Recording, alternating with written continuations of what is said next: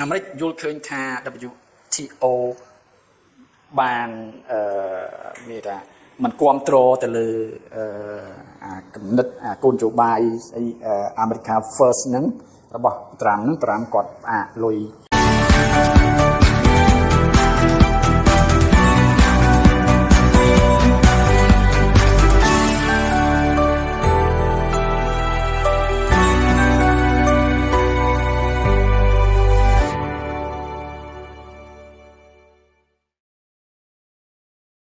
ព័ត៌មានទី1របស់យើងរឿងអាមេរិកដកលុយឧបត្ថម្ភទៅអង្គការ WTO អង្គការពាណិជ្ជកម្មពិភពលោកផ្អាកលុយសិនយើងឃើញហើយមួយខែមុនអាមេរិកផ្អាកលុយជំនួយលុយទៅ WHO ហើយអាមេរិកដកខ្លួនទៅ WHO ដោយសារចំណាយច្រើនតែ WHO មិនបានធ្វើអីឲ្យជាផលប្រយោជន៍ដល់អាមេរិកអញ្ចឹងអាមេរិកដកខ្លួនចេញការពាណិជ្ជកម្មពិភពលោកដែលត្រួតពិនិត្យមើលការធ្វើពាណិជ្ជកម្មរវាងប្រទេសមួយទៅប្រទេសមួយវាមានសមភាពឬក៏អត់ហើយទទួលបណ្ដឹងពេលមានវិវាទពាណិជ្ជកម្មពីប្រទេសមួយទៅប្រទេសមួយអញ្ចឹងដោយសារតែអាមេរិកយល់ឃើញថា WTO បានមានថាมันគ្រប់គ្រងទៅលើគំនិតគោលនយោបាយស្អីAmerica First ហ្នឹងរបស់ត្រាំគាត់ផ្អាកលុយមួយរយៈមើលសិនណាហើយគាត់នឹងពិចារណាថាតើគួរតែផ្ដល់លុយឲ្យទៀតឬក៏អត់ហើយផ្ដល់ក្នុងចំនួនប្រមាណដើម្បីឲ្យមានប្រសិទ្ធភាពអញ្ចឹងវាធ្វើឲ្យភាពអាចខ្លាំងមែនទែនព្រោះអង្គការជាច្រើននៅលើពិភពលោកគឺអាមេរិកគ្រប់គ្រងលុយអញ្ចឹងបើអាមេរិកផ្អាកការគ្រប់គ្រងលុយអង្គការទាំងអស់ហ្នឹងក៏យ៉ាប់ដែរណាការកាត់បន្ថយការចំណាយរបស់សហរដ្ឋអាមេរិកហ្នឹងជាគោលនយោបាយសំខាន់បំផុតរបស់រដ្ឋាភិបាលអាមេរិកដោយសារតែអាមេរិកបានទាក់បំណុលជារៀងរាល់ខែបំណុលសាធារណៈនៅសហរដ្ឋអាមេរិកកើនឡើងរហូត35 trillion ណាដែលធ្វើឲ្យរដ្ឋាភិបាលអាមេរិកជាប់គាំងមួយសាដូចដូណាល់ត្រាំតម្លើងនេះដូចនឹងជាប់គាំងដែរតែដោយសារតែគេអនុម័តកញ្ចប់ថវិកាជួយសង្គ្រោះបណ្ដោះអាសន្នសិនណាត្រាំគាត់សន្យាថានឹងកាត់បន្ថយឲ្យកាត់បន្ថយការចំណាយចំនួន$1 trillionក្នុងមួយខែណាកាត់បន្ថយឲ្យបានអញ្ចឹងគាត់ចាប់ផ្ដើមផ្អាកជំនួយចាប់ផ្ដើមកាត់បន្ថយបុគ្គលិកចាប់ផ្ដើមកាត់បន្ថយការចំណាយជាច្រើនដែលមិនចាំបាច់បើតាមស្ថិតិសហរដ្ឋអាមេរិកដែលផ្ដល់លុយទៅ WTO ហ្នឹងក្នុងមួយឆ្នាំដូចជាឆ្នាំ2024ណាគឺ$232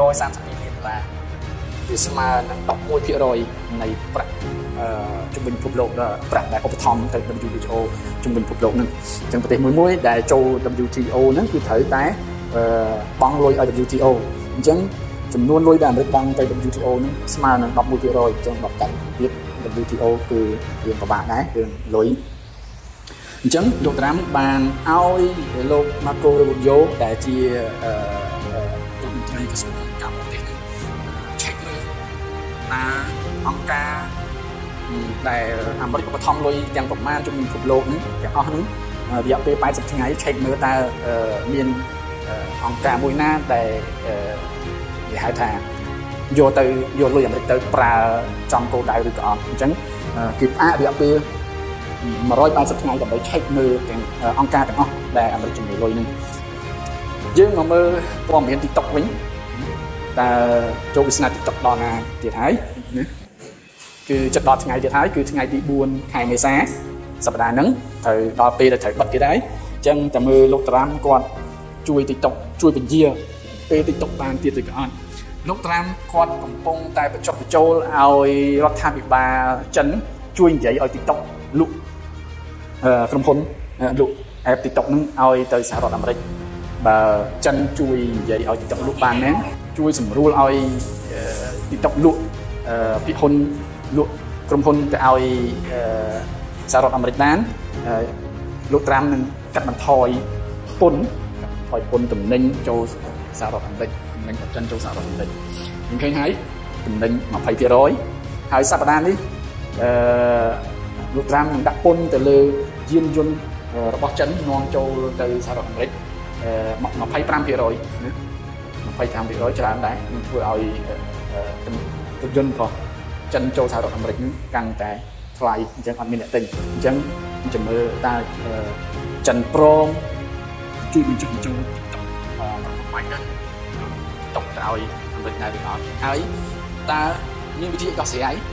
សម្រាប់ថ្ងៃទី4ដែលត្រូវបិទຕົកនៅសហរដ្ឋអាមេរិកតើតាមគាត់ពញាពេលឲ្យទៀតឬក៏អត់មាសម្ដងណាហើយមាសយ៉ាងម៉េចហើយមាសតម្លៃមាសនឹងឡើងលើស$4,000ក្នុងមួយតម្លឹងនៅបំណាច់ឆ្នាំ2025នេះណាចុងឆ្នាំ2025ឆ្នាំទី5ហ្នឹងតម្លៃមាសដែលសារព័ត៌មានធំបានជាកធនាគារធំបានជាកអញ្ចឹងយើងឃើញថាGoldman Sachs ជាធនាគារធំបំផុតជាធនាគារយក្សនៅសហរដ្ឋអាមេរិកគាត់បានព្យាករណ៍ថាមាសនឹងឡើងដល់$3,300ក្នុង1អោនឬក៏$4,025ក្នុងមួយតម្លឹងនៅចុងឆ្នាំ2025ហ្នឹងណាអញ្ចឹងនេះជាការវិភាគរបស់ Goldman Sachs មូលហេតុគឺយើងឃើញហើយព័ត៌មានពាក់ព័ន្ធជាមួយនឹងសង្គ្រាមរឿងអីហ្នឹងហើយភូមិសាស្ត្រនយោបាយហើយព្រមទាំងសំខាន់បំផុតគឺធនាគារកណ្ដាលជុំវិញពិភពលោកនាំគ្នាសម្រុកទិញមាសដូចជាចិនហើយឥណ្ឌាគឺធំហើយគឺសម្រុកទិញមាសចិនគាត់មានបំណងទិញមាសដើម្បីយកមកធ្វើជាទ្រព្យបំរុងឲ្យស្មើនឹងសហរដ្ឋអាមេរិកអញ្ចឹងគាត់ចង់ធ្វើចំណានណាស់ដែរអញ្ចឹងគាត់ត្រូវប្រមូលទិញមាសឲ្យបានច្រើនដើម្បីឲ្យតម្លៃលុយយន់របស់ចិននឹងមានតម្លៃកាន់ខ្លាំងហើយឥណ្ឌាគាត់និយមប្រើមាសប្រជាជនរបស់ឥណ្ឌាប្រើមាសច្រើនយើងឃើញក្រអញ្ចឹងទេតែមានផងឥណ្ឌាពាក់សមាសខុសពីនៅខាងអឺរ៉ុបខុសពីនៅអាមេរិកអីគេអត់សូវចូលចិត្តប្រើមាសណានេះប្រជាជនរបស់គេហើយសម្រាប់ Bank of America ណាគាត់បានព្យាករណ៍ថាមាសអាចនឹងឡើងដល់$3,063ក្នុង1អោន$3,735ក្នុងមួយតម្លឹងនៅបំណាច់ឆ្នាំ2025ហ្នឹងអញ្ចឹងមានការព្យាករណ៍ខុសគ្នា Goldman Sachs ព្យាករណ៍ផ្សេងBank of America ព្យាករណ៍ផ្សេងហើយសម្រាប់នៅឆ្នាំ2026មាសអាចឡើងដល់$3,350ក្នុងអោន$4,085ក្នុងមួយតម្លឹងនៅឆ្នាំ2026បើតាមសមាគមពាណិជ្ជករថៃសមាគមអ្នកជួញដូរមាសនៅថៃវានិយាយថាអាចនឹងឡើងដល់$3,800ក្នុង1អោនឬក៏$4,100ក្នុងមួយតម្លឹងនៅចុងឆ្នាំ2025នេះអញ្ចឹងមានការព្យាករណ៍ខុសគ្នាតែមាសនៅតែឡើងមានឃើញថាអ្នកព្យាករណ៍ថាមាសចុះទេហើយគេឲ្យតាមដានមើលស្ថានភាពនៅក្នុងខែមេសានេះបើសិនជាអាមេរិកនៅចាត់វិធានការពន្ធព្រោះនៅខែមេសាមានការចាត់វិធានការពន្ធច្រើនសម្រាប់ចិនសម្រាប់តំណែងចូលសហរដ្ឋអាមេរិកអញ្ចឹងបើមានការដំឡើងមែនវាអាចធ្វើឲ្យមាសកាន់ស្ថិតឡើងថ្លៃខ្លាំងមែនទែនហើយពេលខ្លះព័ត៌មានអ្នកវិភាគទាំងអស់គ្នាកុំចាំដល់វាដែរមិនជាអ្នកបញ្ចេញពិចារណាមកថាមាសឡើងចេះឡើងចុះឡើងចេះហើយយើងនាំមាសរបស់នេះចេញហើយយើងនាំមាសយកចេញណាងប់តែយើងទូតាយើងអត់ដឹងយើងបន្តមកមើលសប្តាហ៍នេះដើមខែជាធម្មតាតែមានព័ត៌មានធំណាថ្ងៃច័ន្ទថ្ងៃនេះ31ខែ PMI របស់ចិនរបស់អឺរ៉ុបណាហើយថ្ងៃអង្គារមានព័ត៌មាន cash rate របស់ធនាគារកណ្ដាលរបស់អូស្ត្រាលីណាអញ្ចឹងអូស្ត្រាលីដូចជាមិនមានចេញសម្រាប់ការខាងចុះត្រាការប្រាក់ទេហើយម៉ោង9យប់មានទិន្នន័យការងារតែប្រកាសរើសបុគ្គលិកអ្នកកំពុងតែប្រកាសរើសបុគ្គលិកអញ្ចឹងក៏មានការងារច្រើនសេដ្ឋកិច្ចល្អដែរអញ្ចឹងរងចាំមើលគេរំពឹងថាមានកំណើនសម្រាប់ការងារនៅសហរដ្ឋអាមេរិកហើយចំណែកថ្ងៃពុធម៉ោង7ល្ងាចនឹងមាន ADP Non Farm ពីព័ត៌មានការងារដែរប្រជាជនដែលមានការងារធ្វើតែអត់សំខាន់ទេ ADP Non Farm ហ្នឹងមិនសូវជាមានឥទ្ធិពលទៅសហរដ្ឋលុយសហរដ្ឋអាមេរិកខ្លាំងដែរទេហើយថ្ងៃពហុម៉ោង7ល្ងាចមាន unemployment claim ព័ត៌មានចាំសប្តាហ៍នេះក៏អត់សូវមានហ្វិចខ្លាំងដែរហើយ PMI សហរដ្ឋអាមេរិកម៉ោង9ម៉ោង9គត់ម៉ោង9យប់ព័ត៌មានហ្នឹងក៏អត់សូវសំខាន់ដែរព័ត៌មានដែលសំខាន់គឺថ្ងៃសុក្រម៉ោង7:30នាទីនឹងមាន average hourly earning ហើយនឹង non farm ហើយនឹងមួយទៀតគឺ unemployment rate របស់សហរដ្ឋអាមេរិកហ្នឹងនឹងធ្វើឲ្យប្រែប្រួលតម្លៃមាសតម្លៃប្រាក់ដុល្លារអញ្ចឹងព័ត៌មានសំខាន់គឺថ្ងៃសុក្រ យើងមើលតម្លៃមាសមិញណាយើងឃើញថាតម្លៃមាសនិន្នាការនៅអាប់នៅឡើយទេកាន់តែខ្ពស់ទៅណាហើយ signal ក៏នៅឡើងអញ្ចឹងនៅអាចបន្តឡើងថែមទៀតណាcònអស់ចោលនៅឡើយទេកម្លាំងវានៅខ្លាំងនៅសប្តាហ៍មុនមកបាន893ពីហើយទឹកមិញគឺមាសនៅតម្លៃ 3088.04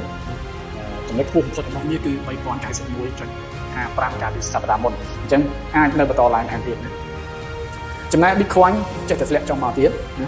មានលុយទិញ Bitcoin ទុក Bitcoin តម្លៃBitcoin និន្នាការ down signal ក៏ down អញ្ចឹងនៅបន្តចុះមកថែមទៀតណាហើយតម្លៃ Bitcoin ព្រឹកមិញគឺ81953នឹងចុះមកប្រែ support ថែមទៀត 79774 ចំណែកឲ្យប្រេងរៀងឡើងទៅបន្តិចណានិន្នាការប្រេង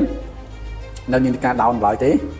ហើយ signal ក៏ចាប់ដើម down មកវិញអាចនឹងតចុះមកច្រើនថែមទៀតណាហើយតម្លៃប្រេងសប្តាហ៍មុនមកបាន